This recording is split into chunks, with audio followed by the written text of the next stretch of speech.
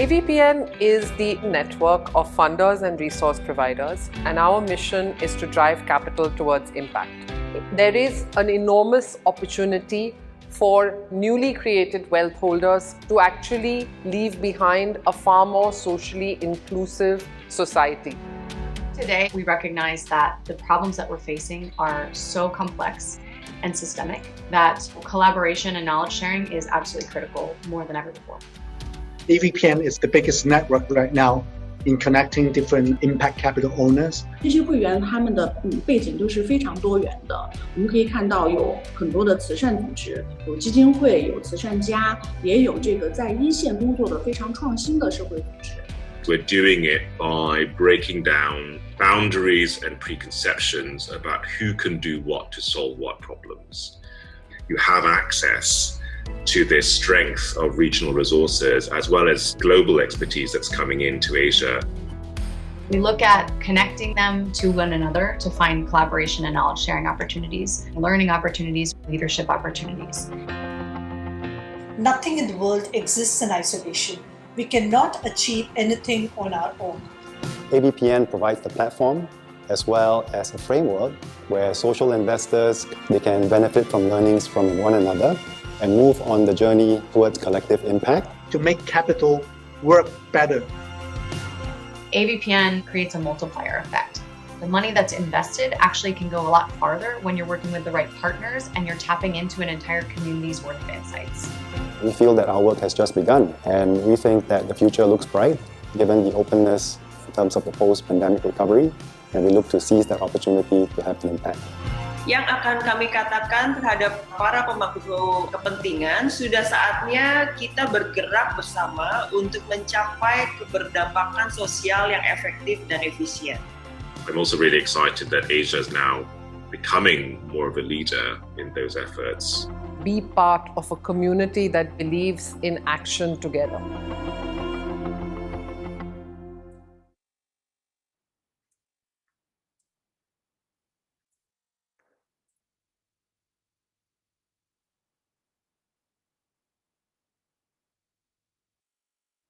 Welcome. I'm just checking that I'm online, but so that was a little bit of an awkward pause, but I'll start again.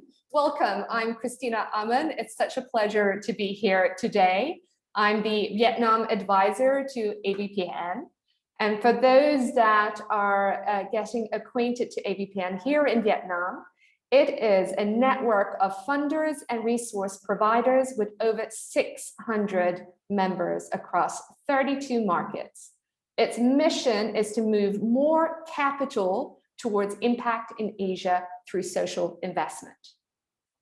On behalf of AVPN, Dr. Julia Newton-House, who's the CEO of our regional partner Investing in Women, who'll be speaking later on, as well as our Vietnam partners, AusCham and AmCham, we are delighted to welcome you today to the second installment of the Gender Lens Investing in Practice with a focus on investment showcase here in Vietnam. An investment showcase is an opportunity to understand the relationship between investor and investee, to see the challenges and the opportunities of working together. And we are delighted to be welcoming 6 of them today in our investment showcase. We're also delighted to see so many of you join us as well, and new faces after having to change this event from in-person to online due to the COVID-19 social distancing guidelines we have in place right now. I do want to say that I am in absolute awe of the lineup today and present you a range of speakers, investors, and women-led founders in the next 90 minutes. I hope you engage and enjoy our time together. Before we do the investment showcase section, I am delighted to welcome our first speaker who comes to us with a long experience as a senior career officer with the Australian Department of Foreign Affairs and Trade. One role that she is known so well for, and I've had the pleasure to follow, is that of being a strong advocate and show great leadership on women empowerment and women leadership here in Vietnam. For opening remarks today, I welcome Ms. Julianne Cowley, the Australian General Consul in Ho Chi Minh City, Vietnam. Thank you so much, Christina, for that lovely introduction, and welcome to everyone.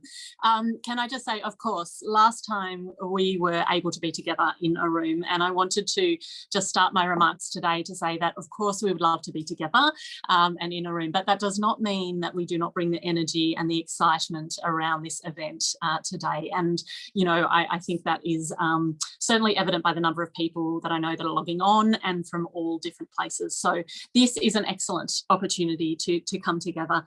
And the format of today really is going to let us connect. So my opening response, I think, or opening kind of pitch to you is to engage today.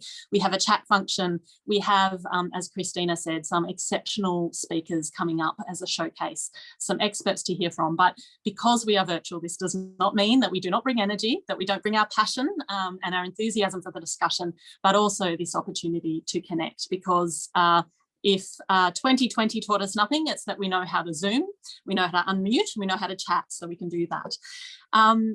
My second thought I wanted to share just this afternoon and this evening is COVID related in a way too. I was reading something yesterday that was talking about COVID being that opportunity for resetting.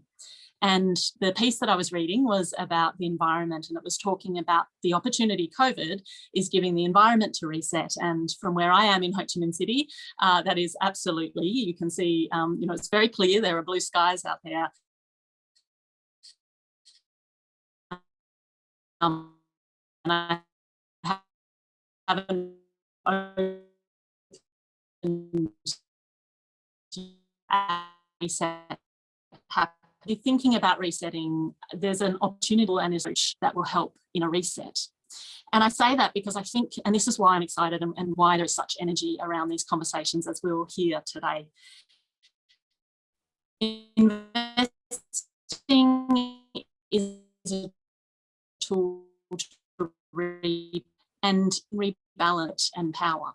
That's incredibly powerful. That's an incredible opportunity here.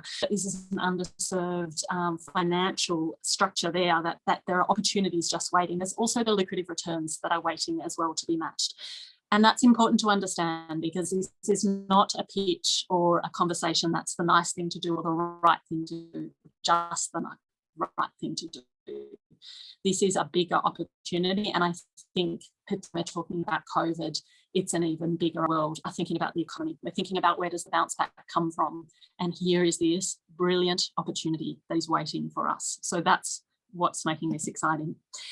This, of course, brings me to investing in women and the partnership with AVPN, which we just heard a little bit about at the start.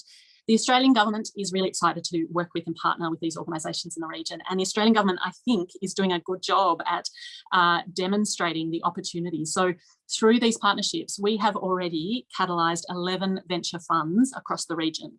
And through that, we've scaled an initial investment of 36 million to over 190 million. So that is trying to show some of the opportunity that's there. But of course, we know it's much bigger. And of course, we know that in partnership with private sectors and others, venture capital, we will see this go to heights that we can't even imagine. And so the report that we're launching today, I really commend this to you. It gives the context perfectly. It highlights examples, it demonstrates how gender lens investing works in the region, and it speaks to the impact. Reports like this don't just happen. I really want to take my hat off and pay respects to Dr. Julie Newton-House and her team at Investing in Women. There is a lot of work that's gone into this. And of course, again, to say to Christina Anlin and her team today for putting together this event, for bringing this to a place where we can engage and discuss and bring this to life. That's really important as well. So I thank you. That's probably enough from me. I just want to say on behalf of the Australian government, we are very proud of the Gender Lens Investing in Southeast Asia report. Can I please commend this report to you? And I'm very much looking forward to the discussions and the panel today. Thank you all very much for your time in attending. Thank you so much. And a big thank you to Ms. Julianne Cowley, Australian General Consul in Ho Chi Minh City in Vietnam, for bringing the brilliant and bigger opportunity of gender lens investing. We're delighted now to move on to the next section, which is a snapshot of a progress a snapshot of progress in Indonesia, the Philippines, and Vietnam by Rebecca Fries, who's the CEO and founder of Value for Women. Value for Women's efforts is to design innovation for gender inclusion with investors, small, medium enterprises, banks, financial institutions, development organizations, and corporate foundations. And please note, I am having a little cheat note here because I actually want to make sure that I am presenting all these people and organizations in the most appropriate way. So bear with me as I cheat my way through this session and ensure that you're all lifted up appropriately. So unfortunately, due to travel restrictions and time differences, Rebecca is joining us with a short video. My name is Rebecca Fries, and I am pleased to be here sending you greetings on behalf of Value for Women, where I am CEO. We're extremely fortunate to collaborate with AVPN, and I really want to thank you for this kind invitation to share a few words as you kick off this very exciting session. We're also really pleased and really enthusiastic about our cooperation and collaboration with DFAT and Investing in Women, which has played such a crucial role to move gender lens investing forward in Southeast Asia, and particularly within Vietnam and Indonesia. I am here to celebrate the achievement of our organizations publishing some essential resources to really help build the field and move gender lens investing along in Southeast Asia. We're excited and very pleased as an organization to put our gender lens investing landscape report that was recently launched out for sharing and for all of your feedback. This report really draws on the experiences of the growing gender lens investing field in the region and highlights some of the trends and some of the happenings in gender lens investing in action in the region. As we see more capital being tracked and counted across the globe that is moving with a gender lens, essential for us is doing a deep dive analysis at the regional and country levels of what's really happening and going on.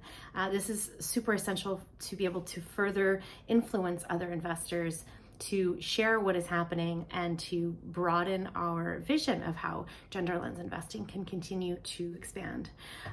We're also really grateful for the opportunity to create additional resources for the gender lens investment community in Southeast Asia through our partnership with DFAT and Investing in Women.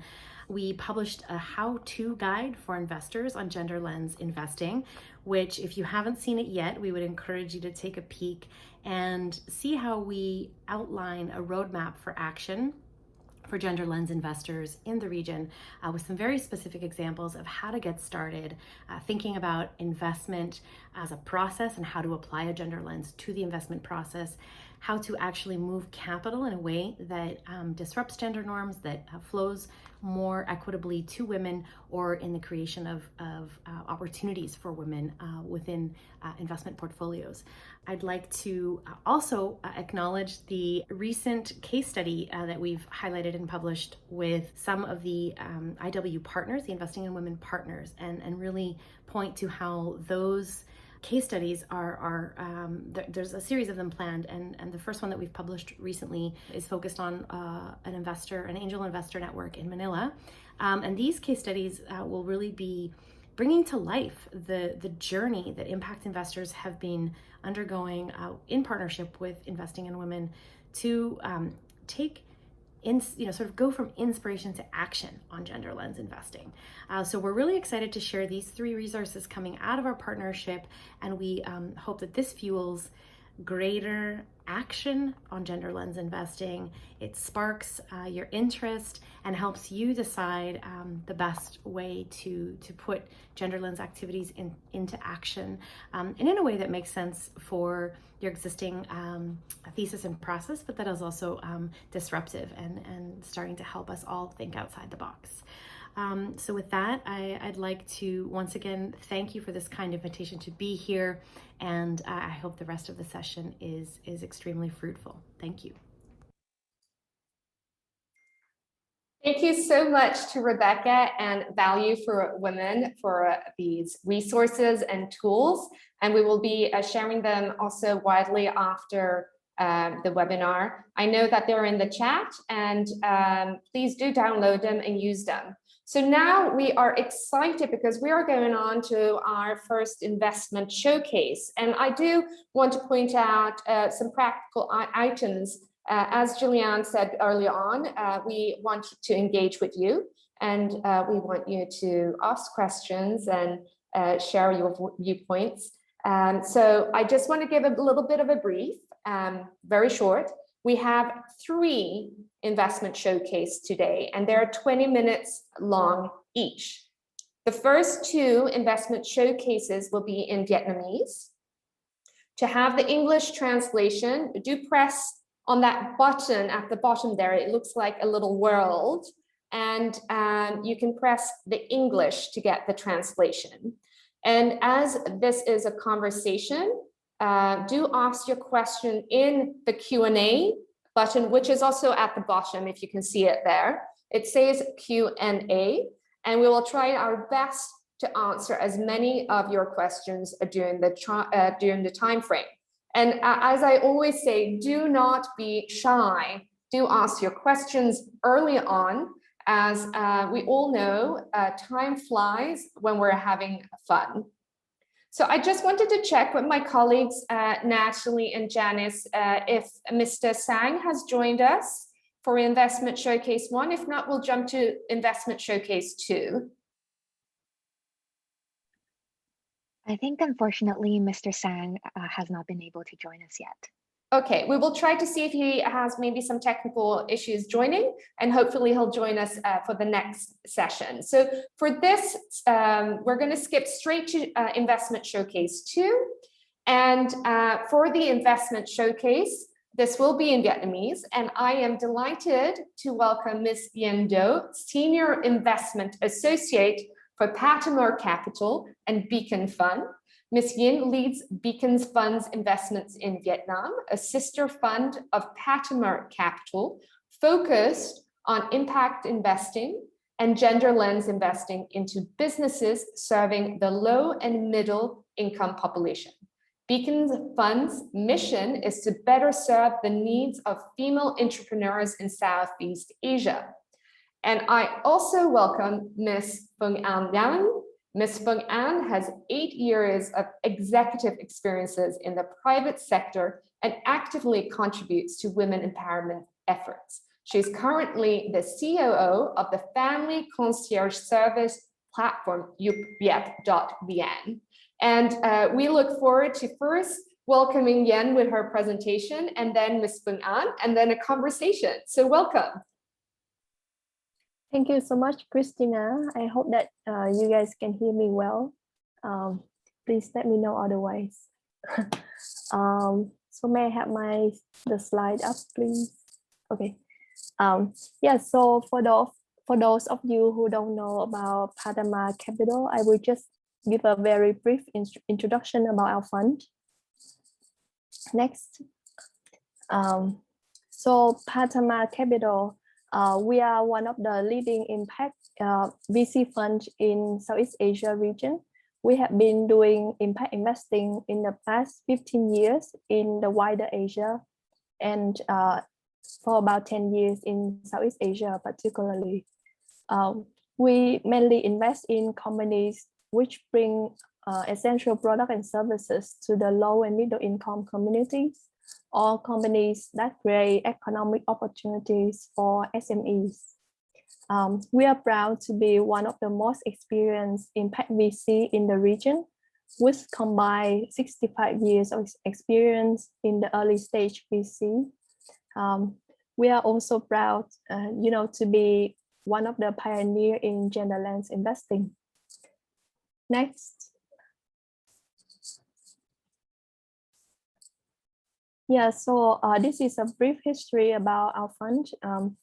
We started in 2004 mainly investing in microfinance in India, and 2017 marked a special beginning of our fund where we focus on gender lens investing. So 2017 we launched the first gender lens investing VC fund with the partnership with Investing in Women. And through that fund, we were able to make 14 investments into woman-led businesses. 6 of them are early stage woman-led startups, and 8 of them through our accelerators in Indonesia. Next, please. And we continue to deepen our commitment for gender lens investing by launching a fund dedicated for serving the financial needs of female entrepreneurs last year. And this is the sister fund of Patama Capital called Beacon Fund. So if there's about female entrepreneurs who need financial access or need capital for their businesses, please feel free to reach out to me. Now I would like to introduce Phương Ánh, the COO of Giúp Việc, one of our first investments out of the Investing in Women Fund. Yep. So could we have the Giúp Việc slide up, please? Thank you, Ian. Xin chào mọi người, mình là Phương Anh, COO của Giúp Việc.vn. Giúp Việc là nền tảng cung cấp các dịch vụ hỗ trợ dành cho hộ gia đình tại Việt Nam. Ví dụ như là dọn dẹp nhà cửa, nấu ăn, ủi đồ, đi chợ hay là chăm sóc em bé vậy. Next slide, please. Slide tiếp theo. Mục tiêu của Giúp Việc.vn là mang đến cuộc sống tiện lợi hơn dành cho các hộ gia đình, cũng như là mang tới cơ hội việc làm và môi trường làm việc tốt hơn dành cho những người lao động. Đối tượng phục vụ của chúng tôi thì bao gồm cả khách hàng và phía nhân viên, đa phần là nữ giới, và chúng tôi ứng dụng công nghệ trong việc quản lý cũng như là kết nối hai đối tượng này. Khách hàng và phía nhân viên họ sẽ có ứng dụng riêng, và ứng dụng này thì có đầy đủ các chức năng giúp họ có thể có đầy đủ thông tin của nhau, quản lý ca làm, đánh giá chất lượng dịch vụ sau ca làm, cũng như là tiếp nhận các thông tin từ Giúp Việc.vn. Nó gần như các chức năng ở ứng dụng của Grab hoặc là Uber vậy. Tuy nhiên thì mô hình của chúng tôi có một chút khác biệt. Nó nằm ở việc là chúng tôi tập trung vào việc cung cấp dịch vụ theo hình thức thuê bao, thay vì theo hình thức là chỉ phục vụ cung cấp một lần. Tức là khách hàng thì sẽ ký hợp đồng và sẽ trả trước tiền dịch vụ từ 3 tháng cho tới 1 năm. Nhằm mục tiêu là gì? Là họ sẽ được cung cấp một dịch vụ ổn định và phía người lao động cũng sẽ có việc làm ổn định. Đến thời điểm này thì Giúp Việc đã phục vụ 100.000 khách hàng. Chúng tôi có khoảng hơn 1.400 lao động đang hoạt động ở trên nền tảng, và 95% đơn hàng thì được phục vụ. Hiện giờ thì mức độ hài lòng của khách hàng đối với chúng tôi ở mức 4,7 trên 5 sao. Giúp Việc.vn thì đã mở rộng địa bàn hoạt động ở 8 tỉnh thành trên cả nước, bao gồm có Hà Nội, Bắc Ninh, Quảng Ninh, Hải Phòng, Đà Nẵng, Bình Dương, Nha Trang và thành phố Hồ Chí Minh. Slide tiếp theo. Đồng hành cùng chúng tôi thì có các quỹ đầu tư và các tổ chức. Như mọi người có thể nhìn thấy ở trên màn hình là chúng tôi đã kêu gọi 3 vòng vốn. Vòng đầu tiên là năm 2015, chúng tôi nhận đầu tư từ quỹ đầu tư Nhật Bản CyberAgent, và sau đó chúng tôi bắt đầu tiến hành mở rộng tại thành phố Hồ Chí Minh. Đến năm 2018 thì Giúp Việc.vn tiếp nhận đầu tư từ quỹ Patama, quỹ đầu tư của Mỹ và có yếu tố xã hội. Thì giai đoạn này chúng tôi được tư vấn và hỗ trợ rất nhiều về những yếu tố mà tạo tác động xã hội. Đây cũng là năm mà chúng tôi mở 8 tỉnh trong vòng 1 năm để mở rộng phạm vi hoạt động. Và gần đây nhất là năm 2020, thời điểm giữa năm ngoái khi mà đại dịch Covid khá là lớn, thì chúng tôi tiếp nhận khoản đầu tư từ quỹ STI Holding là một quỹ đầu tư của Việt Nam. Hiện nay thì giúp Việc.vn vẫn đang trong vòng đầu tư tiếp theo. Slide tiếp theo. Bên cạnh những mục tiêu về mở rộng phạm vi hoạt động, tăng trưởng, mục tiêu về tăng cái trải nghiệm của khách hàng, thì chúng tôi hướng đến mục tiêu là tăng trải nghiệm của nhân viên, tạo ra cho nhân viên cái cuộc sống và thu nhập tốt hơn. Ở trên màn hình mọi người có thể thấy là hai hình ảnh đầu tiên là chúng tôi được sự hỗ trợ của chính phủ New Zealand và của tổ chức Mastercard với sự hỗ trợ của CARE là cung cấp khoản từ thiện khẩn cấp cho các nhân viên của chúng tôi trong giai đoạn dịch Covid. Và khoản này thì mang ý nghĩa rất là lớn đối với họ, tại vì là nó đến rất là đúng lúc và rất là kịp thời. Hai hình ảnh ở phía dưới là các hoạt động và dự án của chúng tôi trong việc là tích hợp blockchain vào việc quản lý người lao động, cũng như là đưa họ tiếp cận dần với những các dịch vụ tài chính, giúp họ có thể có kiến thức và có tư duy trong việc quản lý tài chính cá nhân, cũng như quản lý tài chính của gia đình của họ. Hai bức ảnh còn lại là hoạt động của chúng tôi trong việc đào tạo, cũng như là tạo các sự kiện, làm sân chơi cho nhân viên. Chúng tôi quan niệm rằng là một nhân viên hạnh phúc thì sẽ tạo nên dịch vụ hạnh phúc, và một dịch vụ hạnh phúc thì sẽ tạo ra cho những khách hàng hạnh phúc. Cảm ơn các bạn đã lắng nghe. Rất cảm ơn Phương Anh. Rất cảm ơn Phương Anh đã giới thiệu sơ qua về doanh nghiệp. Thì chắc là bây giờ mình bắt đầu cái cuộc nói chuyện để giúp các khán giả ở đây có thể hiểu thêm về cái hành trình giữa Patama và giúp việc. Thì chắc là mình sẽ tiếp tục cái câu chuyện này bằng tiếng Việt. Thì giúp việc là một trong những công ty lúc nào cũng giúp việc là một trong những công ty lúc nào cũng đặc biệt đối với Yến, tại vì giúp việc là khoản đầu tư đầu tiên mà Yến làm khi bắt đầu công việc tại Patama. Thì cho Yến hỏi Phương Anh Yến hỏi là Phương Anh có kỷ niệm nào nhớ nhất về khoảng thời gian mà mình làm cái deal này không? Nhớ nhất và không thể nào quên đấy là giúp việc thì có nhận đầu tư của 3 quỹ rồi, nhưng mà Patama là quỹ mà Phương Anh thấy là gần như là mất nhiều thời gian nhất, tại vì Patama yêu cầu rất là nhiều chỉ số, yêu cầu rất là nhiều, tức là rất là nhiều báo cáo. Và Phương Anh nhớ là khoảng thời gian đó thì phải chuẩn bị số liệu cùng với lại anh Minh, CEO của giúp việc, thì cần phải chuẩn bị số liệu rất là nhiều. Ngoài những cái chỉ số về tăng trưởng, về doanh thu, thì Patama có thêm những cái chỉ số yêu cầu về ví dụ như là tỷ lệ nhân viên nghỉ việc, mức thu nhập trung bình của họ, hoặc là ví dụ như là có bao nhiêu nữ ở trong hội đồng quản trị chẳng hạn. Đó thì lần đầu tiên mình thấy là yêu cầu ví dụ chỉ số là có bao nhiêu nữ trong hội đồng quản trị. Thì đấy là ấn tượng nhất. Ngoài ra thì phía Patama thì bên cạnh việc là hỏi những cái chỉ số, thì Patama cũng là đúng là quỹ đầu tiên hỏi Phương Anh là thuận lợi và khó khăn của Phương Anh khi điều hành doanh nghiệp mà là nữ là gì.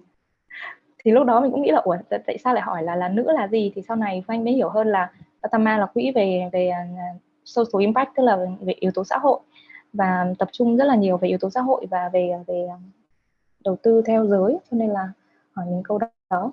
Thì đó là những cái mà cảm thấy sự khác biệt cũng như là ghi nhớ nhất. Ok. Vậy chứ hỏi là sau khi Patama đầu tư vào thì đã mang đến cho giúp việc những điều gì trong việc kết quả kinh doanh hoặc là việc gọi vốn. Thì không biết là những cái câu hỏi của bên Yến trong cái quá trình đầu tư nó có giúp được gì hơn cho doanh nghiệp sau khi đã gọi vốn không? Việc đầu tiên mà giúp ích được cho giúp việc trong việc là gọi vốn thành công từ Patama, đấy là sự uy tín tin tưởng hơn. Kiểu như là mình đã có trước đó mình có một quỹ Nhật đầu tư này, một quỹ Mỹ đầu tư này, và đấy là một quỹ về social impact. Thì khi mà làm việc với các quỹ khác á, thứ nhất là về số liệu của mình rất là rõ ràng rồi, thứ hai là gì là họ cũng có một cái độ tin tưởng nhất định khi mà kiểu như là các quỹ trước đó họ đã verify rồi, họ đã có đầy đủ số liệu về đơn vị này rồi, cho nên là khi mình tiếp cận các quỹ tiếp theo thì có thể nói là độ uy tín là được tăng thêm. Thứ hai là gì là Patama cũng có giúp việc kết nối với các quỹ đầu tư về social impact. Tại vì cái mô hình của giúp việc thì nó theo hướng là như vậy. Tuy nhiên thì giúp việc cũng chưa có nhiều cơ hội để gặp họ, thì cũng hy vọng là sẽ tiếp cận được thêm, hoặc là có các cái tổ chức ví dụ như AVPN chẳng hạn sẽ có thể giúp đỡ giúp việc có thể kết nối được nhiều hơn. Ok, cảm ơn Phương Anh. Thì những cái điều Phương Anh chia sẻ đến giờ thì nó rất là tích cực, thì chắc là mình cũng nên chia sẻ thêm với khán giả ở đây là những cái chẳng hạn khó khăn hay thách thức mà bên giúp việc gặp khi làm việc với Patama, ví dụ như vậy, để mọi người hiểu thêm là khi làm việc với một quỹ đầu tư về social impact hoặc là về gender lens investing thì nó sẽ khác như thế nào. Khó khăn đúng không? Khó khăn khi làm việc với Patama đúng không? Nhiều và lắm. thử thách. Đầu tiên là như anh có nói đấy là Patama yêu cầu rất là chi tiết, yêu cầu số liệu nhiều hơn các bên khác nhiều và yêu cầu rất là chi tiết. Anh vẫn nhớ là Patama cử người tham gia vào cuộc họp KPI hàng tuần của Phương Anh. Mình ngồi mình lắng nghe rất là cụ thể, sau đó mình cũng đưa ra những cái giải pháp để góp ý. Thì Phương Anh cũng rất là cảm ơn về việc đó. Ngoài ra thì khi mà khó khăn khi mà Patama vào thì là thời điểm đó giúp việc là không chỉ có quỹ mà cũng có các nhà đầu tư nữa, thì cũng gặp khó khăn trong việc là làm thế nào để cân bằng hài hòa cái mục tiêu, cái ưu tiên của mỗi một quỹ khác nhau. Ví dụ như là có quỹ thì muốn dành sự ưu tiên nhiều hơn về tốc độ tăng trưởng, có quỹ thì muốn dành sự ưu tiên nhiều hơn về những chỉ số liên quan đến tác động xã hội, có quỹ thì muốn mục tiêu về lời, về lợi nhuận. Cho nên là cái khó khăn khi mà có nhiều quỹ vào thì cũng tốt, nhưng mà cũng khó khăn trong việc là làm thế nào để cân đối và hài hòa được cái mong muốn của các bên. Thì anh nghĩ là đấy là khó khăn trong việc là làm việc cùng. Ok, Yến hiểu. Có nghĩa là chẳng hạn như những quỹ mà về tạo tác động xã hội thì có thể là họ quan tâm đến, ngoài kinh doanh đi, thì những cái vấn đề hay là những cái có lợi cho người lao động giúp việc qua platform của giúp việc, hoặc là các cái tạo tác động xã hội khác. Còn một số quỹ khác thì có thể là họ chỉ quan trọng về vấn đề tăng trưởng, nên sẽ có sự không cân bằng ở đấy.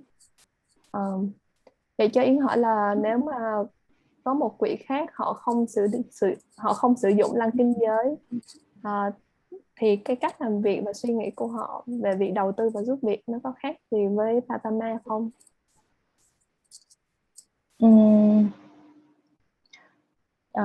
Cách đầu tư của quỹ mà không sử dụng lăng kính giới thì cũng có một vài ý như Phương Anh đã trình bày, là ví dụ như là những chỉ số họ quan tâm thì họ không quan tâm nhiều đến những chỉ số về lăng kính giới, không quan tâm nhiều về phần là có bao nhiêu nữ ở trong hội đồng quản trị hay là trong ban điều hành. Họ quan tâm đến những mục tiêu khác về tăng trưởng và về lợi nhuận nhiều hơn.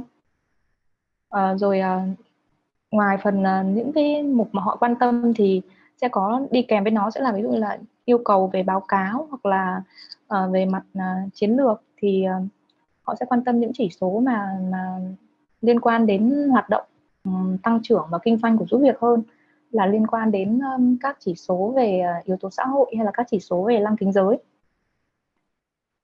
Có thể lấy một ví dụ cụ thể nha, là ví dụ như là hàng tháng hoặc hàng quý đi, giúp việc vẫn cần gửi báo cáo cho các cổ đông, cho phía các quỹ. Thì ví dụ các tổ chức khác họ sẽ cần những báo cáo, ưu tiên về những báo cáo về phần tăng trưởng, về doanh thu, về các chỉ số giữ chân khách hàng, giữ chân nhân viên. Patama thì sẽ có thêm một cái yêu cầu là gì, là yêu cầu chia sẻ một cái câu chuyện truyền cảm hứng, đúng không? 1 năm 2 lần chia sẻ về câu chuyện truyền cảm hứng của nhân viên làm việc tại giúp việc.vn. Đó thì đấy là một sự khác biệt. Để giúp khán giả hiểu hơn thì lý do mà bên quỹ Patama yêu cầu những cái câu chuyện như vậy là vì cách mà quỹ chúng tôi đo lường tác động xã hội thì đo lường theo 2 cách, vừa là định lượng và vừa là định tính. Thì định lượng là bằng các cái chỉ số và cái độ tăng trưởng của các chỉ số qua thời gian, còn định tính là chúng tôi muốn hiểu được từng cái câu chuyện mà mà giúp việc thật sự mang đến những cái tác động cho người lao động. Theo tôi thấy thì hiện tại là còn khoảng 5 phút thì mời mọi người tiếp tục đóng góp thêm câu hỏi ở mục Q&A.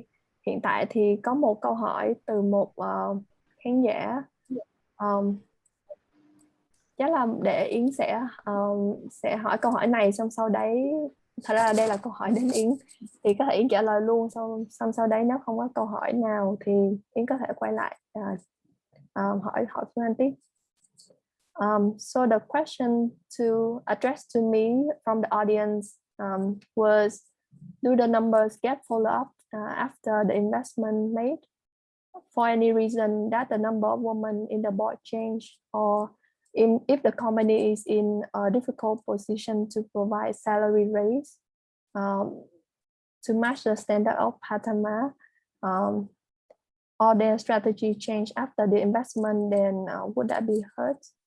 So I think my understanding for this question is, after our investment, if certain numbers change, says the number of women on the board, or the salary range of women on the board, or even the strategy of the company change, then will the company be say penalized for those changes? I would say no. As an investor, we especially as an equity investor, right, we are here to assist the business on their growth.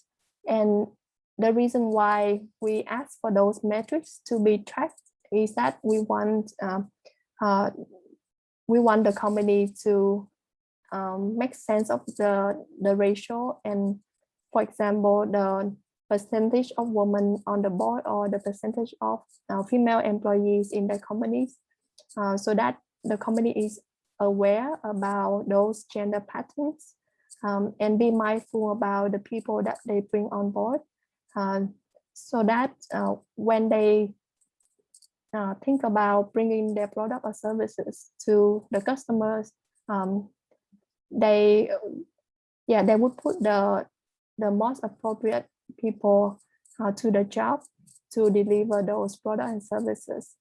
If most of the customers of the company are female, then we would expect the people who design those products and services be female, or have a more, at least have a diverse team to produce the product, so that the female perspective is taken into account. We would not penalize the company in any case, but our hope is the company will continue to meet the diversity ratio. Okay, so there's a question addressed to Phương Ánh. This one I will say in Vietnamese. Câu hỏi là đối thủ của giúp việc là Bitaski cũng có đội ngũ phụ nữ. So với đối thủ này, giúp việc cung cấp lợi ích gì để đội ngũ của mình, cung cấp những lợi ích gì để hỗ trợ đội ngũ của mình một cách tốt hơn về mặt tài chính hoặc là xã hội? Thì Phương Anh có thể trả lời được không? Ok, cảm ơn câu hỏi của bạn Hưng Kevin Lê. Hưng muốn hỏi là đối thủ Bitaski cùng có đội ngũ phụ nữ, và so với đối thủ như vậy thì giúp việc cung cấp những lợi ích gì để hỗ trợ đội ngũ của mình một cách tốt hơn về mặt tài chính và xã hội. Câu hỏi này thì khá là hay. Nó cũng thể hiện rõ, Phương Anh sẽ trình bày để thể hiện rõ là giúp việc có khác biệt so với Bitaski. Bitaski là team gần như là giống về mô hình, tuy nhiên Bitaski thì họ tập trung nhiều hơn về mặt công nghệ, và phía giúp việc thì bên cạnh công nghệ thì như mình có chia sẻ đây, mô hình của mình là mô hình hướng đến việc là thuê bao, cung cấp dịch vụ theo hình thức thuê bao, tức là khách hàng sẽ đặt dịch vụ, ký hợp đồng và trả tiền trước từ 3 tháng tới 1 năm. Điều này thì giúp cho người lao động sẽ có công việc ổn định, cũng như là chất lượng dịch vụ sẽ tốt hơn, bởi vì là một nhân viên, Tức là khi hai người làm với nhau một thời gian dài thì sẽ hiểu nhau hơn và sẽ làm tốt hơn so với việc là mỗi một buổi lại là một người mới, mỗi một buổi lại có một người mới đến nhà khách hàng. Đấy là khác biệt đầu tiên về mặt mô hình. Khác biệt thứ hai thì như mình có chia sẻ đấy là ngoài việc bên mình tập trung vào trải nghiệm khách hàng thì mình rất chú trọng đến trải nghiệm của người lao động. Ví dụ như đợt dịch Covid chẳng hạn, là bên mình đã nhanh chóng tiếp cận và có sự hỗ trợ của các tổ chức rất là lớn đến từ các chính phủ Úc, chính phủ New Zealand, đến từ các công ty tài chính rất là lớn để có được nguồn hỗ trợ ngay lập tức đến cho người giúp việc. Và bởi vì trước giờ thì giúp việc luôn nắm rõ cái hoàn cảnh gia đình của nhân viên này, giúp việc cũng tháng nào cũng trả lương cho nhân viên qua thẻ, cho nên là ngay khi có vấn đề người lao động của giúp việc bị ảnh hưởng thu nhập và Covid thì yêu cầu bắt buộc là giãn cách xã hội, mình không thể gặp trực tiếp họ được, thì giúp việc vẫn có thể ngay lập tức chuyển khoản toàn bộ cái số tiền tài trợ, kêu gọi tài trợ được đến tài khoản của tất cả các nhân viên và giúp cho họ có luôn một cái khoản hỗ trợ trong giai đoạn dịch. Và ngoài phần đó thì giúp việc có kết hợp với những tổ chức tài chính này, kết hợp với lại tổ chức về blockchain để có thể thiết kế những cái gói dịch vụ vi mô về tài chính để hỗ trợ cho lao động của mình. Vì những người lao động ở giúp việc thì chắc các bạn cũng biết là lao động phổ thông và họ rất khó khi tiếp cận các dịch vụ tài chính hiện nay, ví dụ như là về ngân hàng, hay là đa phần là họ sẽ phải vay, gần như là vay nặng lãi, vay từ những tổ chức tín dụng mà lãi suất rất là cao, thì rất là thiệt thòi cho họ. Thì giúp việc muốn có thiết kế cho họ một cái gói sản phẩm, một cái giải pháp để họ có thể có những cái gói hỗ trợ họ về mặt tài chính, họ có thể vay được với mức lãi suất tốt, họ được đào tạo về cách quản lý tài chính như thế nào cho cá nhân họ và cho gia đình họ, giúp họ có thể quản lý cuộc sống của họ tốt hơn. Bên cạnh đấy thì giúp việc tập trung rất nhiều vào phần đào tạo và nâng cao năng lực của nhân viên và tạo cho họ cái động lực để họ tốt hơn mỗi ngày. Ví dụ như là nếu như họ chỉ biết dọn dẹp thôi thì mức thu nhập của họ ở mức này, nhưng nếu như họ học thêm về ủi đồ này thì mức thu nhập của họ sẽ được đẩy lên mức này, học thêm về nấu ăn thì đẩy lên mức này. Và ví dụ họ làm càng lâu thì là mức thu nhập của họ, khi mà họ có nhiều năm kinh nghiệm đó, thì thu nhập của họ sẽ cao hơn, thì khiến họ luôn luôn phải có động lực để học hỏi nhiều hơn, luôn luôn phải có động lực để đạt được nhiều số sao, 5 sao từ khách hàng hơn, và từ đó thì thu nhập họ tốt hơn, cuộc sống họ tốt hơn, họ có thu nhập tốt hơn này, họ có tư duy tốt hơn, họ được đào tạo mà. Thì đấy là những việc mà giúp việc đang làm, và giúp việc cũng đang rất là tự hào khi mà làm được những việc như vậy với nhân viên của mình. Cảm ơn Phương Anh. Có một câu hỏi nữa của khán giả, đó là các mục tiêu trong những năm tới. I'm going to, so sorry that I'm interrupting, because I know this conversation was getting really exciting and intense, and we will gather those questions and hopefully we can find a way to answer them. Thank you so much to the two of you. This conversation, what I've taken away is this relationship has enhanced on both sides credibility and reputation. And it's gone all the way down to the employees, especially in the last year when it's been very difficult. So thank you to both of you. It's been such a pleasure to listen. And I hope we can have an in-person event in the future, which is a little longer. Thank you, Ms. Bungan. Thank you, Ms. Yen. So for the next showcase, this is so interesting. One could listen to every single one of you for the whole afternoon. For the next showcase, I'd like to welcome Mr. Sang Pham. He's the director of CIF Vietnam. Mr. Sang currently manages pipeline development, executes investments, and monitors portfolio companies in Vietnam for CIF's Women's Opportunity Fund. I also want to welcome Ms. Thao Pham, founder and CEO of Organica. Organica, based in Ho Chi Minh City, is a leading retailer and wholesaler of organic and natural foods and beverages in Vietnam. This conversation for the next 20 minutes will also be in Vietnamese, and I welcome you both, with Mr. Sang starting off with his presentation. Welcome. Thank you.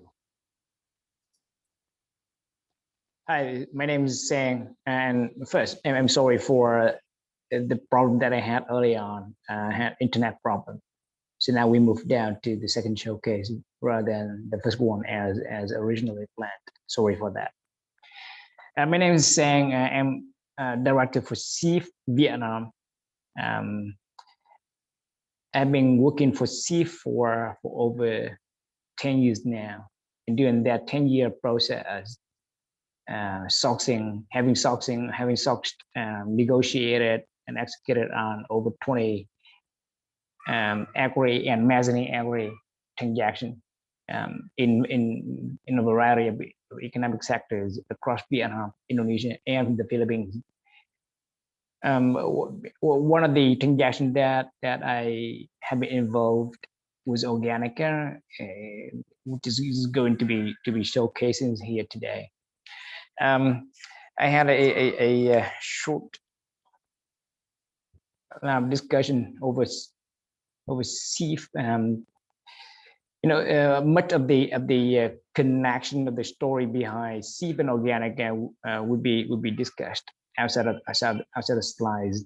What I really want to bring here is as an investor, we try to give you a snapshot of the value creation services. Sometimes we call it portfolio monitoring work.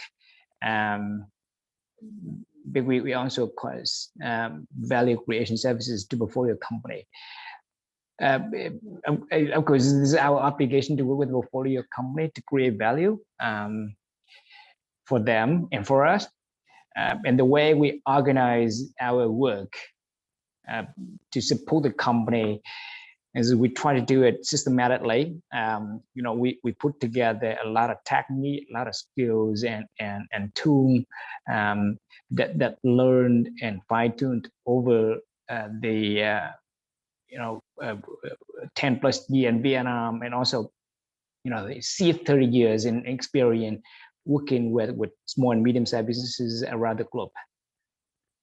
So as investor, we usually say it's very challenging to find good company. It's difficult to negotiate and hard work to get to the investment being done. But when you look back the whole journey, 5-7 years of the investment process, or that we call party, and the real work started when the fund dispersed the money to the company, right? So that's very difficult, but also challenging, and a lot of things that we learn that we want to share now. We structure our value creation services in 3 major categories. We call it action plan for business issue. So we normally design a 100-day plan that developed, agreed, and finalized and signed upon with the portfolio company before the investment agreement being signed, right? So next, we say the nature of the investment that we work, the company we work is more, right? So working capital management and other things is very important for them. More recently, with investing in women initiative, we put together a SEED Women Opportunity Fund, which follow a gender-lane approach. And you probably know, we SEED pioneered in how to look at creating value for women-led, women-run businesses in the region through DFAT funding, but also through a tool that we developed internally is now broadly public. There's a SEED gender agri scorecard, we call it GES. So please go to the SEED website and then provide your email address. We have the full manual, which I believe 100 pages or so. So in there, we try to do due diligence on the potential portfolio company. We look at 6 areas around our gender approach, and you see that, right?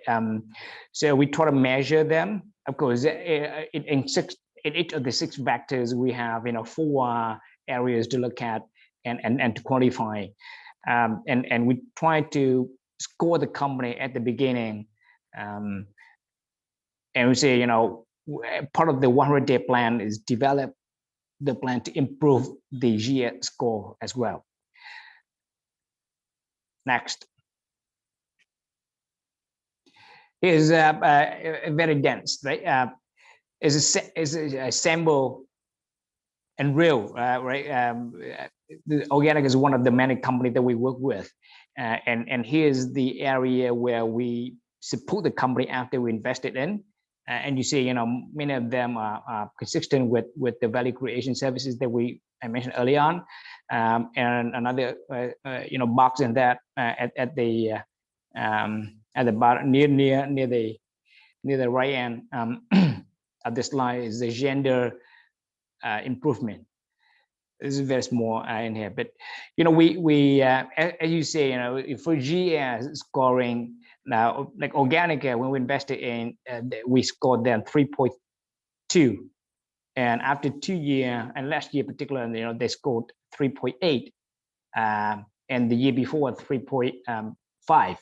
Right, so we don't have, you know, enough time to dig into you know, the details of all that, but the improvement in GS and organic particularly go through the close work between the company and the CIF team with regard to improving some key area around, you know, supporting pay equity, professional development, and workplace improvement. Thank you. Thank you, Ms. Tao. Please, you're welcome to your short presentation, and then Mr. Sang will moderate the questions back and forward. Thank you. Xin chào tất cả quý vị. Tôi tên là Thảo và tôi đang là người sáng lập cũng như là người điều hành của Organica. Organica là một công ty phát triển và phân phối thực phẩm hữu cơ tại Việt Nam, và công ty này được thành lập vào năm 2013 với một cái sứ mệnh rất là rõ ràng, đó là giúp nâng cao cái chất lượng cuộc sống của người Việt Nam thông qua việc cung ứng thực phẩm hữu cơ, thực phẩm tự nhiên và những thực phẩm không có hóa chất. Và cái ý tưởng để làm Organica đó là quay ngược trở lại vào những năm 2011, 2012 khi mà tôi mang bầu con trai. Và trong cái quá trình đó thì phải tìm kiếm thực phẩm an toàn dành cho mẹ bầu rất là khó khăn. Chắc hẳn các quý vị ở Việt Nam sẽ còn nhớ những năm trước đây thì vấn đề về vệ sinh an toàn thực phẩm ở Việt Nam rất là nổi cộm. Và với một người mẹ bầu như tôi thì ở thời điểm đó cũng phải vấp phải những tình trạng như vậy. Trong quá trình tìm hiểu về những cái thực phẩm hữu cơ hay thực phẩm mà tốt cho bà bầu thì tôi đã biết đến thực phẩm hữu cơ và nhận thấy rằng là thực phẩm hữu cơ thì không chỉ tốt cho sức khỏe của người tiêu dùng bởi vì nó không có dư lượng hóa chất, mà nông nghiệp hữu cơ thì sẽ giúp cải tạo môi trường đất, môi trường nước và thậm chí đi chống biến đổi khí hậu. Tôi cảm thấy nó rất là đẹp đẽ và thực sự nó đã truyền cảm hứng cho tôi rất là nhiều. Nếu làm được một công ty mà không phải chỉ để kinh doanh không mà còn có thể đóng góp vào cho sự phát triển của xã hội thì đó thật sự là một điều rất là tốt đẹp. Next, vào năm cái hành trình xin chuyển vào slide thứ 2 ạ. Vào năm 2013 khi mà mới mở cửa hàng đầu tiên thì tôi bắt đầu cửa hàng của mình, hành trình của tôi thì bắt đầu cửa hàng của mình với 20 m² và với 6 SKU sản phẩm. Chủ yếu là những thực phẩm hữu cơ, thực phẩm gạo và trà là những cái sản phẩm mà tôi đã tìm hiểu được của những công ty trước đó khi mà họ làm sản xuất tại Việt Nam đạt được chứng nhận hữu cơ quốc tế nhưng chủ yếu chỉ để xuất khẩu. Khi mở cửa hàng thì tôi phải đối mặt với những khó khăn, đó là không có nguồn hàng để đáp ứng được nhu cầu của một bữa ăn của một khách hàng. Và tôi cũng hợp tác với nông dân, do đó tôi đã phải đối mặt với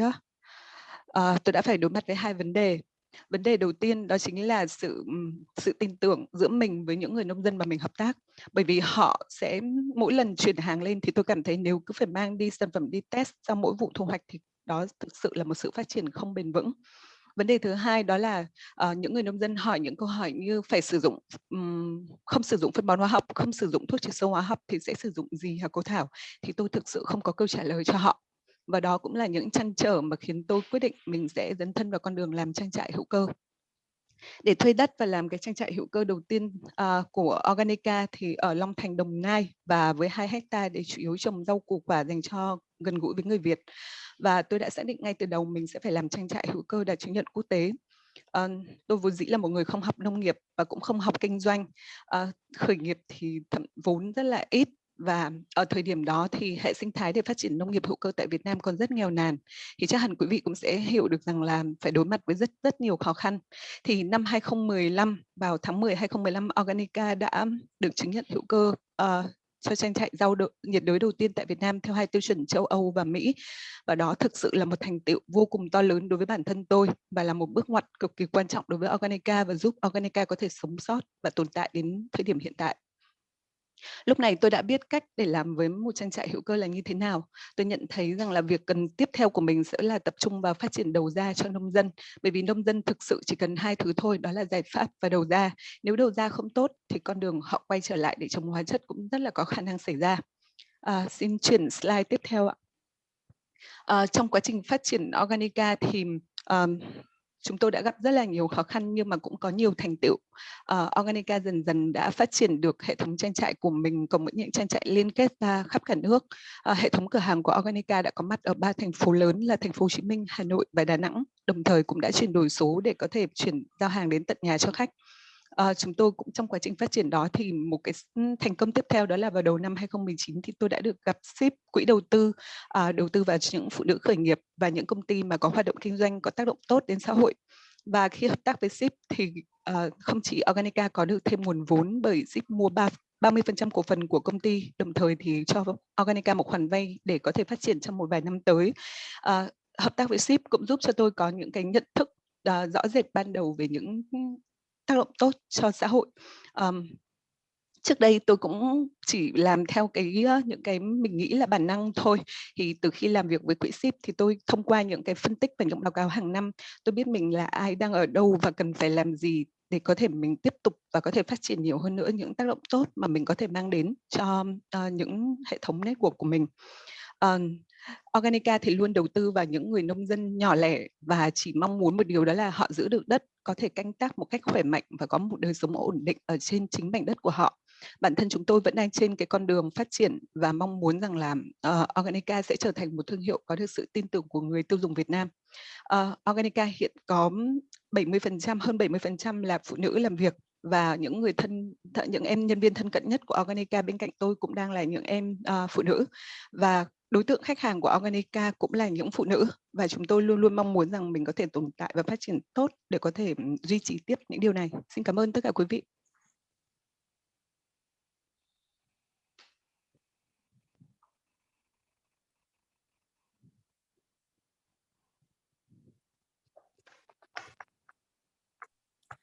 Thank you so much, Mr. Sang. If you would like to continue with the questions back and forth with Ms. Tao. And sure. In the Q&A, if you click there, you'll see some questions that have come in from the audience. Sure. Giống như Yến bạch tama lúc nãy là bây giờ mình sẽ trao đổi bằng tiếng Việt. Thảo thì nhưng câu chuyện rất là dài, và cũng chỉ với mọi người là ship đầu tư Organica là tại thời điểm mà bắt đầu gặp Organica, trong thời điểm mà thực tế đầu tư là gần 2 năm, và cái việc mà gặp Organica cũng rất là thú vị, như là một đồng nghiệp của Sang là người tiêu dùng và bạn đi mua hàng Organica và thấy thú vị nên tìm hiểu dần dần. Thông thường rất là khó khi tư cách là bạn tìm hiểu từ người đi mua rồi đến gặp CEO rồi đến cuối cùng thành một cái giao dịch thực tế thì nó rất là khó.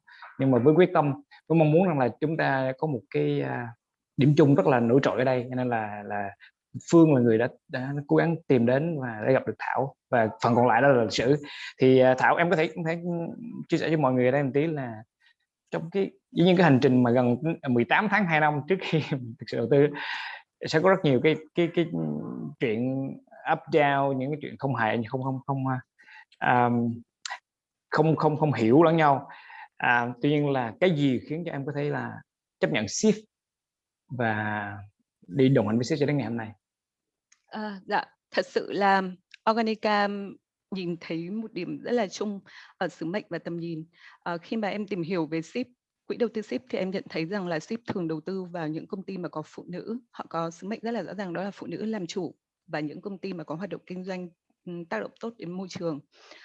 Giống như câu chuyện khởi nghiệp của Organica, em đã cảm thấy là cái việc mà nếu mình làm một công việc kinh doanh mà lại còn đóng góp ngược lại cho xã hội nữa thì đó là một điều rất là tốt đẹp và truyền cảm hứng. Và đó là cái thiện cảm đầu tiên khi mà em gặp sếp. Ngoài ra thì thực sự ở thời điểm đó Organica thật sự cần tiền, và đó là hai lý do mà em cảm thấy rằng là Organica có thể đi với ship.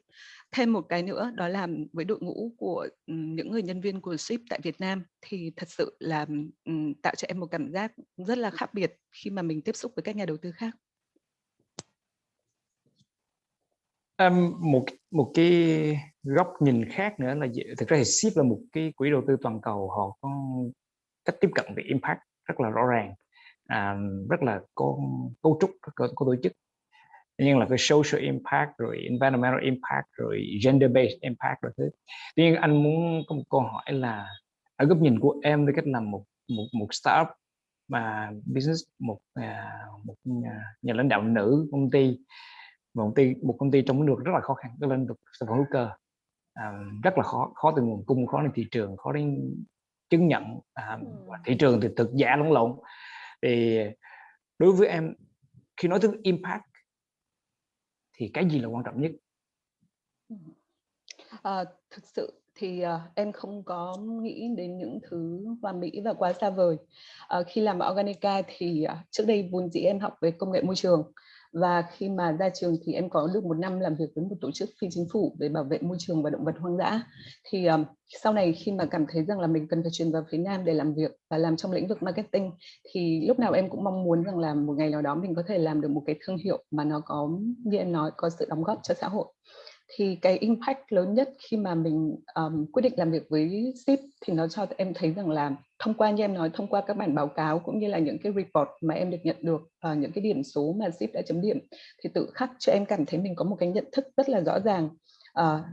Đi đến làm việc với bất cứ một vườn nhỏ nào chẳng hạn, em cũng luôn luôn để ý rằng là có phụ nữ làm việc là bao nhiêu, có những cái trong đời sống khó khăn của họ, có những cái trong công việc họ có những cái khó khăn gì, và luôn luôn, tức là mình giống như có một cái định hướng rất là khá là rõ ràng để mình có thể support, hỗ trợ lại họ.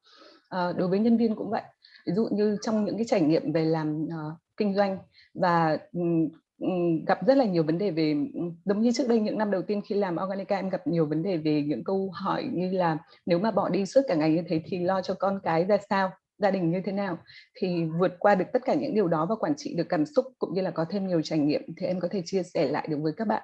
Thì em thấy rằng là bên cạnh cái lĩnh vực kinh doanh của Organica là làm nông nghiệp, có một khách hàng mua không hóa chất đã là rất tốt rồi, và làm một cái khu vườn mà những người nông dân ở xung quanh đó họ có thể sống tốt, không phải sử dụng hóa chất, thì đó cũng là một thành công tiếp theo.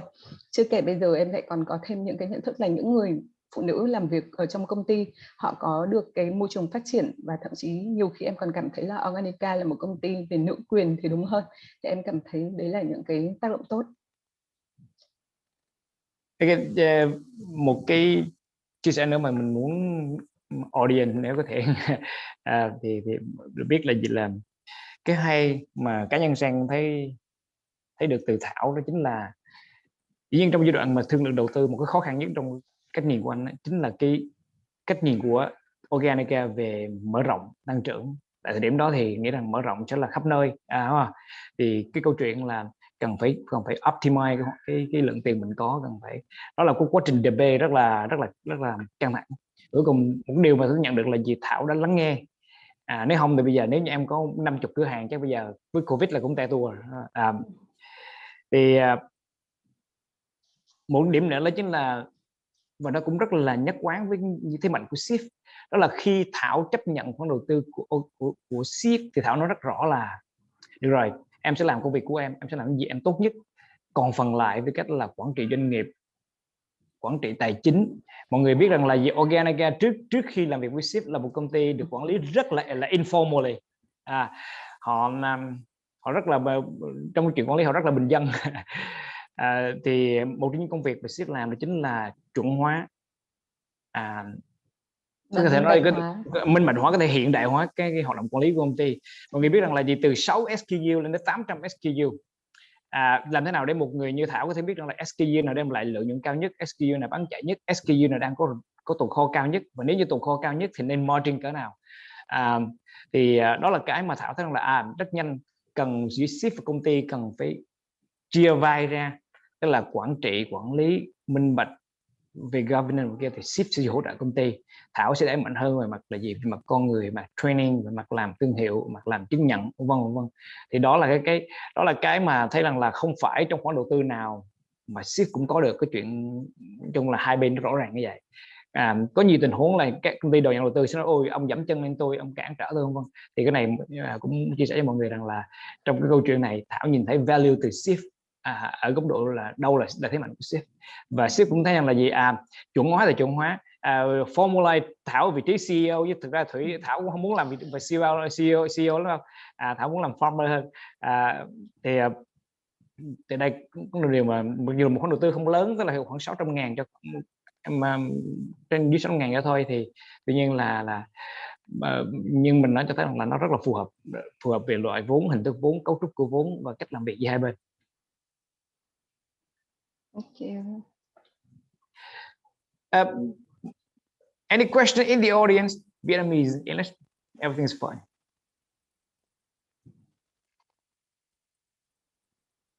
Em thấy có 2 câu hỏi nhưng mà có thể là mình sẽ bị hết thời gian chăng? Đâu có thấy câu hỏi nào đâu. Có đấy ạ, ở trong phần Q&A.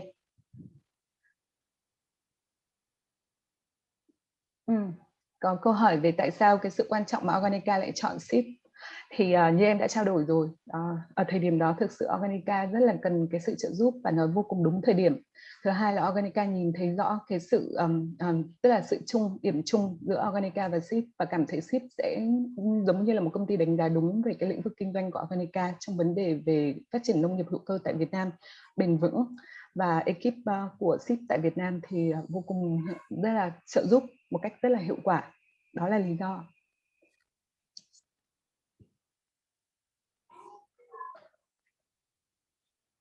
Thank you so much for this very interactive conversation between the two of you. I love the idea that, Ms. Tao, it started off as an idea that you were trying to solve for yourself, and it's grown into such an initiative here in Ho Chi Minh City. I love the relationship that has happened between the investor and yourself. You had a need, and then even with that need, you were able to incorporate some of the processes internally as well. Thank you so much to both of you. And for the questions that have come in for both of them, we'll keep them online and we'll try to find a way for them to answer your questions. Thank you. Now we're going to, thank you so much. Thank you. And now we're going to go into the final investment showcase, and it'll be English. Thank goodness for me, because I am very embarrassed that my Vietnamese is terrible. And it will be a little bit different as we have two founders. And they will talk a little bit more about them as founders and how they've also worked with their investors. So let me first present Ms. Bicky Nguyen, co-founder of Cricket One. Cricket One is the leading supplier globally in cricket ingredients in food and beverage industry. Ms. Bicky's passion is to turn cricket-based product to daily diet, to tackle climate change and promote the sustainable culture. She believes that small change makes big change. So we'll introduce Ms. Bicky. I don't know if you're up or next to me, but I am introducing you.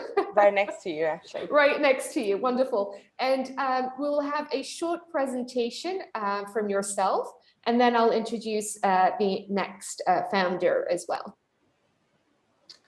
So, hello everyone. Thank you AVPN for such a nice opportunity to present Cricket One and also myself to the community here. So my name is Vicky. I am the co-founder and the business development director at Cricket One. So we specialize in farming and processing cricket into different food and beverage ingredients. Next slide, please. So the company is founded by my colleague Nam Dang and myself almost 5 years ago. And from the first day, we got backed by the top professors globally. So the first one is the entomologist, who is like founding father of the industry, like insect protein industry. And in terms of farmings and productions, that we got backed by the Professor Dong. So he's a special expert and specialist in animal nutrition. Next slide, please. So our product is I would say sounds very strange, but there's a market out there in Europe, in North America, also part of Asia, promoting it because they believe cricket is the solutions of the future. So there's many reasons behind it. So firstly, in terms of the environmental impact, so cricket, they have a very short life cycle while having a very high food conversion rate. So they believe to be very, and actually proven to be very efficient to farm intensively. And they give a very low footprint compared to the other conventional animal livestock. And they give a very high nutritional and complete value for human body. And their product is, and then the product extracted from cricket can be very diverse in terms of applications. Next slide, please. So we have some technologies and also patents undergoing in our whole ecosystem from farming to processing. So firstly is the intensive breeding unit. So this system allows us to triple the yields and get back the investment within 3 months. And with this technologies, it allows us to have very competitive pricing benchmark globally. And then the second thing is the cricket feed. I would say we're the only one right now in the market really specialized in focusing in feeding scheme for cricket. It means that we don't use existing feed for the other livestock to give to the cricket. And 1% of our feed are from plant-based. And we use mainly agricultural byproducts, so it's not competing with the other livestock that also might need the same input feed. So this solution allows us to save 75% of feeding costs, and our farming cycle is maximum 42 days compared to the other players can be like 70 days or even 90, 120 days. And the third thing is that we built a very strong inclusive business model with the local farmers. So we invested in the farmers, we provide free training, and then we provide them, we subsidize them with the equipment and the breed and also the feed for them to farm cricket for us. And then we pay them per kilo of output. So with this business model, it helps them to increase 6-time income. But then for us, it's like we have no burdens in terms of headcount and human resources, also like land and construction to really scale up the productions. Next slide, please. I make a quick small video just briefing about our facility.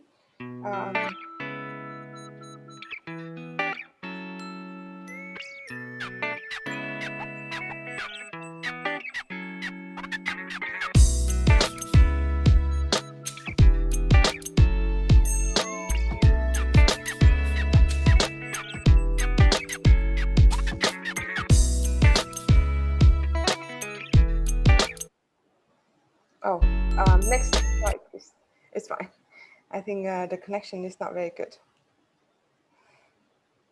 So we have 12 intensive farms and a 45 metric ton capacity factory at this moment. We invested in R&D to develop different product ingredients for different applications. So we have the normal powder for baking, like heat treatment product, and then we have the like protein concentrate for any like direct consuming or just like no heat treatment mixing product. And then the third one is super fine powder. Then you can easily find them in pasta, noodles, and anything that require the heat extrusions. And then the fourth thing is a new product that we just launched. It's called texturized cricket meat. So this one is gonna be replacing entirely animal protein, like animal meat. And it doesn't require the consumer to sacrifice the taste, the experience they have when they're consuming non-meat product. Next slide, please. So we have been exporting to 15 different countries across 3 continents. So 50% of our revenue is coming from North America, and 30% is coming from Europe. We're actually the only one right now from Asia that qualify legally to export insects into Europe for human consumption. And then in Asia, we have Japan and Korea. Next slide, please. Yeah, that's all about me, all about Cricket One. If you're curious more to get more material about Cricket One, then you can find us on BBC, CNA, Deutsche Welle, and also short clips on CNN. I've actually had your project. I took it home one time. Was going to try to make bread and everything. It was very, very, very exciting. Thank you for the introduction. I would also like to welcome Miss Marina Chan Vu, founder and CEO of Equa.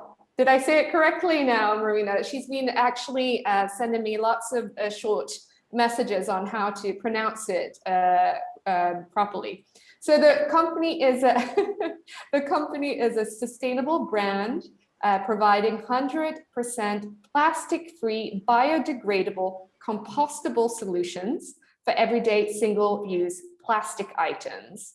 The company was recently awarded the SME 100 Fast Moving Companies in Vietnam award, featured as an Amazon Launchpad featured women-owned business, the first Vietnam-based company to be admitted into the Techstar program, and you've recently filmed for Shark Tank Vietnam. So Marina, I did say the company 3 times. You're going to have to say the name of your company properly so I don't butcher it, and the floor is yours.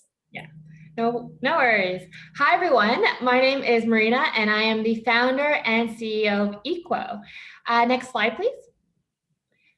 So just a little bit of background on myself. As you can probably hear and tell, I'm actually originally from Canada. I was born and raised there, but both my parents are Vietnamese, and I moved to Vietnam about 2 years ago.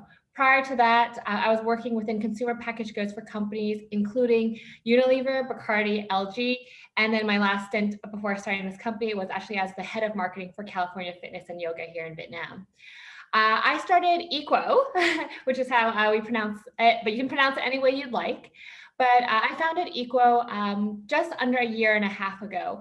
And the primary reason for that was I really wanted to build a better, more sustainable world for future generations, including my nephew, whose little picture you're seeing right there. But also because I was fortunate enough to spend a whole summer here when I was 13 in Vietnam, and to see the country develop and change is awesome. But what I've also noticed is just the amount of plastic pollution there is. And we've all heard all the headlines. We know plastic is a problem. We know that 50% of all plastic produced is used only once. And so now we really need to do something about it. And that's the driving factors of why I started Equa. So Equa, as mentioned, has launched into the category, and we provide 100% plastic-free compostable solutions to replace single-use plastic. So plastic that is only used once. The reason for that is, if you can imagine, if you use something once that is made out of plastic, after using it once, it will actually stay on the earth for hundreds of years before it can actually decompose. So we want to help solve that problem. In addition to that, in terms of the product line, we have straws made out of a variety of different materials, which include grass, rice, coconut, sugarcane, and coffee. So we provided a variety of different materials because we're doing something very different. We're saying that people want choice, even in a category like straws, because just like how everyone does not eat the same type of chocolate or drink the same type of tea, people don't really want the same type of straws either. Some people want a straw you can eat. Some people want a straw that matches the color of their drink, and some people want a straw that can last for 3 days in their drinks. In terms of our business model, it's also very unique. So we have a 2.5-pronged strategy. We sell directly to consumers through online e-commerce channels. And right now we're available in Canada, US, Australia, and also in Vietnam, where we sell online. And then we also sell directly to businesses. We sell to businesses that sell our products for us, like coffee shops or grocery stores who actually sell our products to the consumer, or we sell directly to businesses themselves. So restaurants or coffee shops here, a few of them you may know include Vintage Emporium, as well as Wang Bui. And then also we sell directly to Genshai and Nam and Market. And really our business model and our strategy is based on 2 things. First off, that we require the D2C side of our business to help build up that brand, build up the product education and awareness about these alternative materials to help gain the volume and revenue that we need on the other. Next slide, please. And in terms of our traction, so as was mentioned, we had a recent appearance on Shark Tank Vietnam, and we've been very fortunate because what we are doing is really resonating with people around the world. So we've gotten coverage in global media, including in Forbes, Pop Sugar, Tastemade, Yahoo, and as mentioned as well, we are the first Vietnam-based company in the world to ever be backed by Techstars at the Global Accelerator. We won a number of different awards for our business, including Most Innovative Startup of the Year in Consumer Products Industries. And in terms of our traction so far, we've had over $50,000 in revenue with an average 50% month-over-month growth since the beginning of the year. Next slide. And then finally, because I know this is kind of an investor showcase and talking about our relationships with investors, we are raising currently within our seed round. Our target is to raise $500,000. We have raised nearly 50% of that. A lot of that coming again from Techstars, an accelerator program that we are part of, who has been extremely supportive, not only in helping us make the connections that we need to other investors, but also in helping to support and make the connections we need to help build and grow our business. And I will highlight one of the biggest things of why I'm so appreciative of an event like this is because right now, the statistics against female founders as well as sole female founders is really astounding. Only 2.4% of all VC funding actually goes towards sole female founders, and that declined actually versus prior year. So while every other segment and group was getting increased funding, sole female founders were actually declining in their investment. So that's something that we're trying to turn around, and we're grateful for all of our angel investors that we have to date, as well as Techstars for helping change that and making that happen for us. Thank you so much, Marina. I actually will follow up with that last point. Miss Vicky, will you join us as well? Do you find that for both of you that are still at this maybe innovative phase in your company, has it been difficult the last year to secure funding? Marina, you finished your presentation with that. And would you like to continue with another sentence or two? And I'll ask Vicky as well what she thinks about it. Sure. I will just kind of add on, because I've already kind of mentioned some of the statistics, but it has been very difficult. And one of the things that I think Vicky can also relate to is that because we are also not within tech, more often than not, we are not really seen as a category that has immense growth or the opportunity to potentially become a unicorn. And that also goes against us. But we know that what we're doing is important work, especially within sustainability. And so finding those investors has been difficult, not only because of the gender aspect, but also because of the field that we're in. Vicky, do you agree with it, or would you like to add a point to that part? So actually, it's like I tend to agree to Marina in the points of like they might not see production startup as a tech startup. Even there's for us for Cricket One, there's so much tech behind it. But then people's like we have so many like technologies and also patents involved into the productions and farming. But then the investors, so like like I would say the public don't see it that way. They see it just a pure production company. So when it's come to investment, I don't think any startup, any company find investments it is an easy thing. I think it's a full-time job. So for us, it's like it's difficult, but very fortunate is like the ecosystem to support sustainable and also like social impact problems startups. Or like they are more than just investments like VC or normal investment fund, because there are many other like ads and tools. For example, is that we can have subsidies, we can have like grants, we also have some sort of like contest with a very big cash reward to really bump into the business from the first place and until now. So so for Cricket One, it's very fortunate for us during the whole journey is like we get backed by VC, but we also get backed by the government. Like we get backed by the European government, the Dutch government, the Australian government, the Vietnamese government. So I would say it's like it's just not options, which is the VC. So but when we're talking about this, and I think the audience might find it very interesting, For your first investment, considering as you're both saying that maybe you've got these challenges in gender and the focus of your business, how did you then, I guess, convince the first investment into your company? And for the audience that's looking to the relationship between you as a founding and women-led enterprise, how did you work with the investor to get that initial fund? I think how we started is that we just set the point at the equal part. I mean, it's like I get your investment, but you get something in return. I'm not looking up to you for investment. And I have to say, it's like being a woman, there might be disadvantage. Like with my ex-boy get married, settled down with children. I'm having a 1-year-old daughter, you know that, and I'm carrying another like almost 6 months in my belly, and then I'm trying to do my job. So I think I have to try like twice the hard or triple the hard to prove it's like it doesn't affect it in the middle of the way of my business.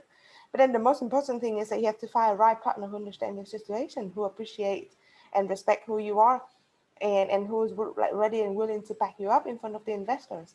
So for me, it's Marina, like it's not easy, but it's all about how you choose what best to go and then who to go with. Marina, how did you go about with your first investment in? Yeah, it was actually all by accident. I had never actually thought about raising money for my business. I intended for it to be a small business.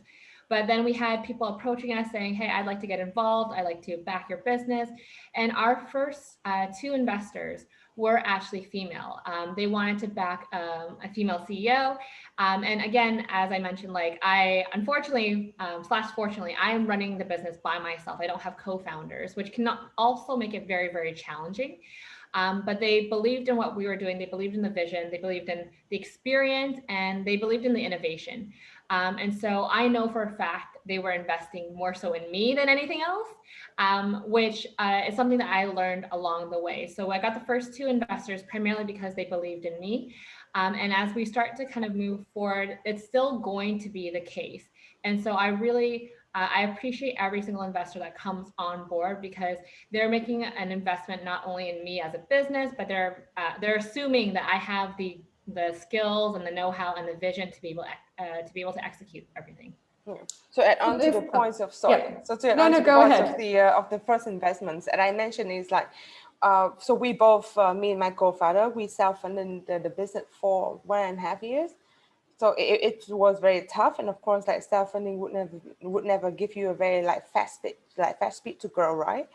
But as I said, it's like because of what we are solving with Cricket One, get a lot of attention from the non-VC world back then, from subsidy, from grant, from award. So it's helped us to really bump the gasoline into the engine to run a little bit faster and further. And our first investment was with 500 Startup Vietnam. Like this, I think it's happened just in 2 or 3 weeks. So the confrontations were taking place during a contest. It's called WISE, Women Initiative for Startup, funded by the Australian government and ADB, Asian Development Bank. So we was the first runner up, and then we got followed up by 500 Startup. They didn't care much about who's the founders, but more about the people who run the business. So they don't care about the gender. But then I have to say is that down the line during the discussion, actually being a female founders, I think it was one of the attentions who got further down into the discussion, because this is how the conversation started.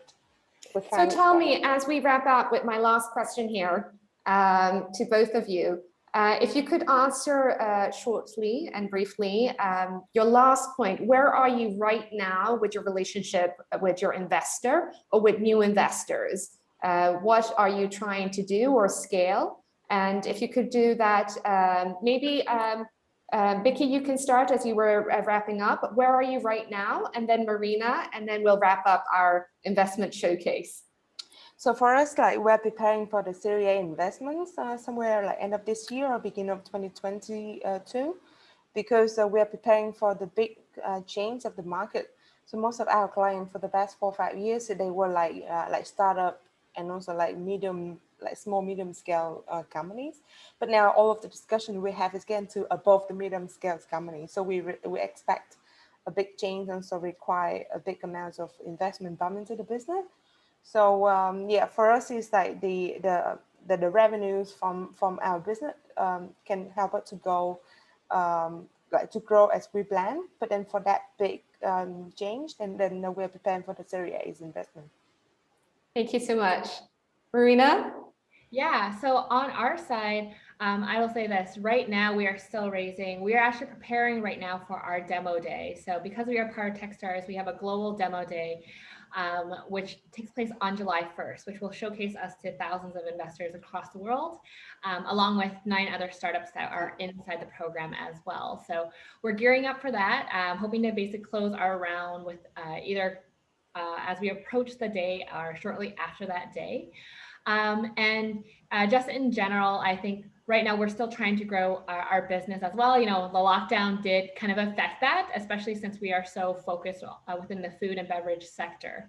So right now, just trying to raise some dollars, get exposed to some new investors. And I really am hoping to get our first investment over on this side. Actually, all our investors to date have been from the US and from Canada.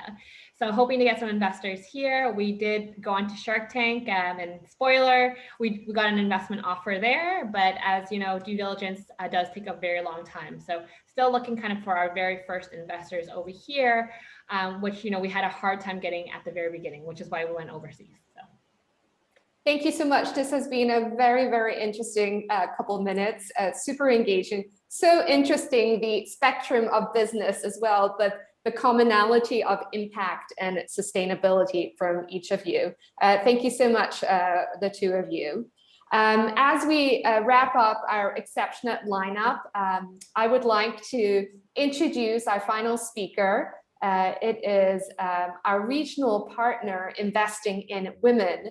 This is an initiative of the Australian government that catalyzes inclusive economic growth through women's economic empowerment in Southeast Asia. The focus is workplace gender equality, impact investing for women's SME, and influencing gender norms.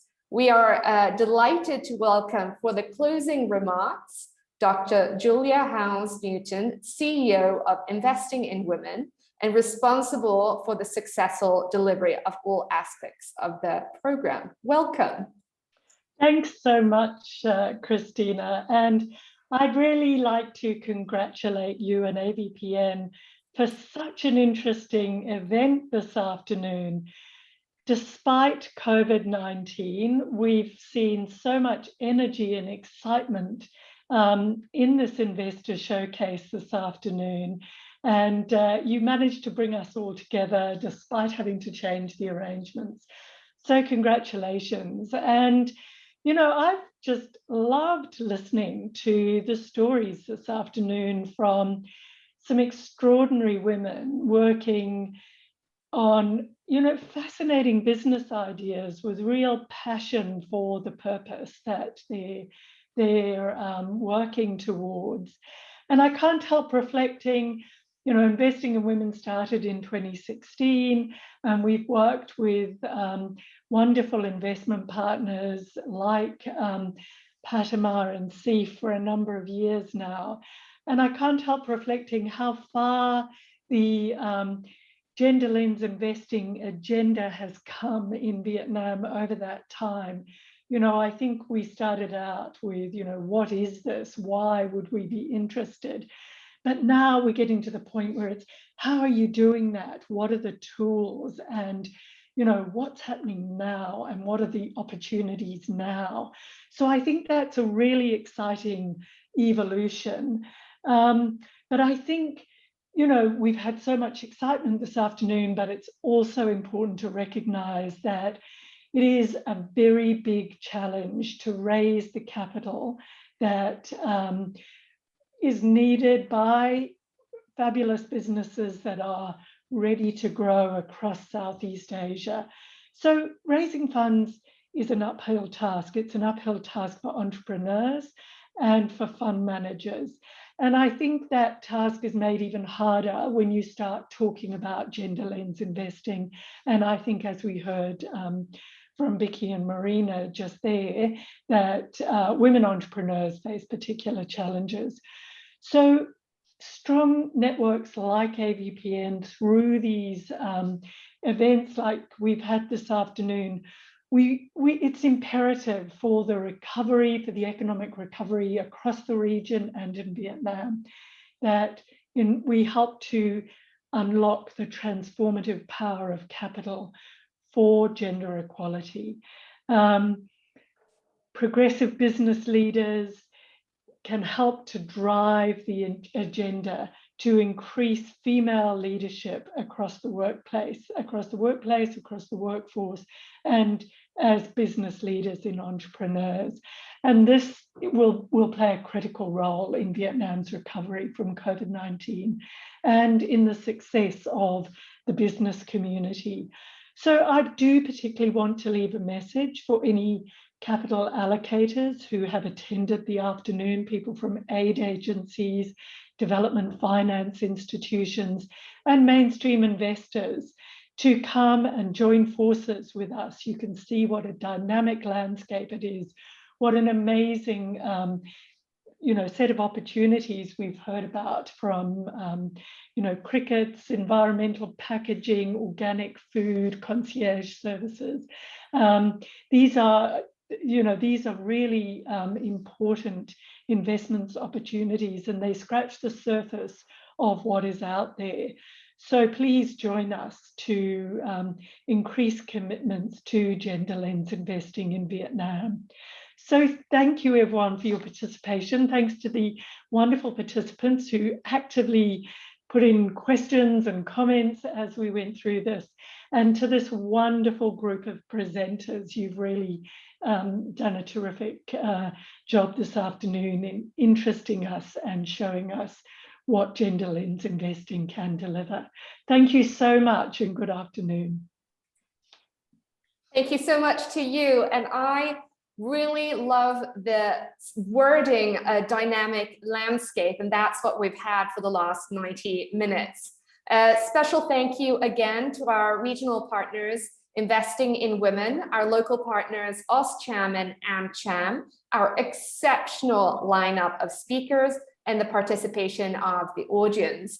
I do also want to take just a few seconds to thank the behind the scenes colleagues, Janice, Natalie, Patsun from AVPN, as well as Investing in Women colleagues, Ms. Crouchy and Ms. Bin.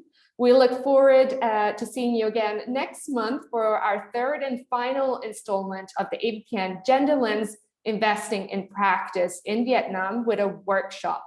And again, if you have any further questions or comments, please don't hesitate to reach out to me, any of the speakers today or organizations highlighted today. In the meantime, stay safe and have a lovely end of day, and thank you all. Bye-bye.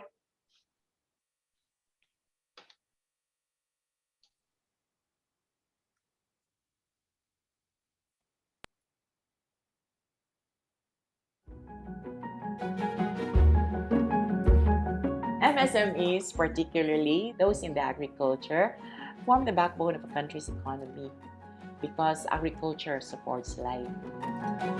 Tanpa kopi mungkin anak petani atau petani tidak bisa sekolah, tidak ada biaya, makanya kami sangat mencintai kopi karena kami besar dari kopi.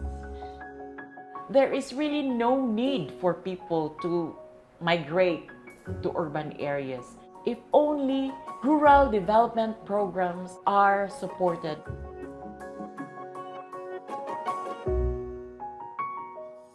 The rural economy, to me, is a holistic ecosystem inclusive of not only the farmers, but the farming families, the agro-processors and aggregators who are key employers in the rural areas, and the entrepreneurs who help to drive the rural economy.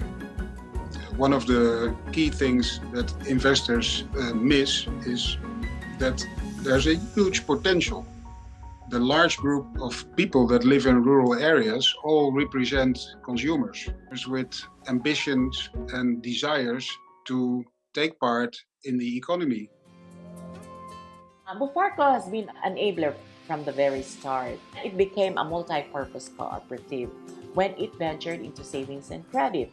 That enabled our members to expand their businesses, expand their farms. Bagaimana kita bisa berhasil? Pertama, kita harus jujur.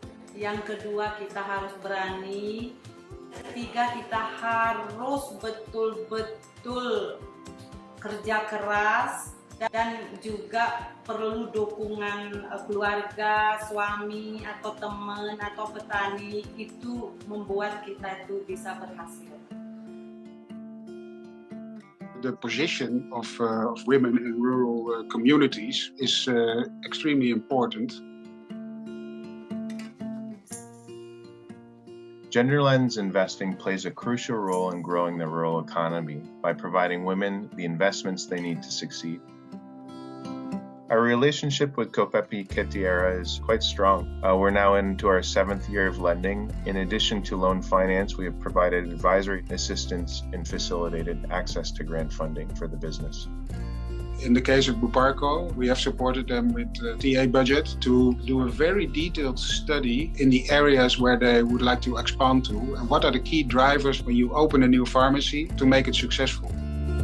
After C4D invested in us, we were able to open more branches, serve more people who had difficulty accessing cheap but quality pharmaceutical products. Aside from that, we were also able to employ more people. It's really exciting to see when, oftentimes you're seeing a client on paper and then you get out there and actually see firsthand the impact that they're providing their rural communities, and it's worth it. Jadi cara kami, cara bagaimana biar maju koperasi kami, biar banyak peminat kopi kami harus betul-betul menjaga kualitas kopi kami. And I think supporting SMEs that are inclusive, that take into account not only the position of women, that address the market failure in rural areas, provide a good vector for development.